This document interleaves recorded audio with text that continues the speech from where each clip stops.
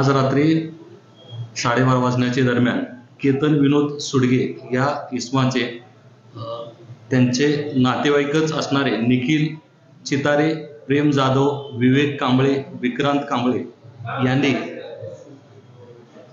घातक शस्त्राने पाठीत वार करून त्याला ठार मारले आहेत। त्याबाबत अक्षय विनोद सुडगे मैताच्या भावाने तक्रार दाखल केलेली आहे। त्याप्रमाणे आपण तक्रार दाखल केलेली असून यातील आरोपीला आपण ताब्यात घेतलेले आहे। त्याप्रमाणे तपास चालू झालेला आहे।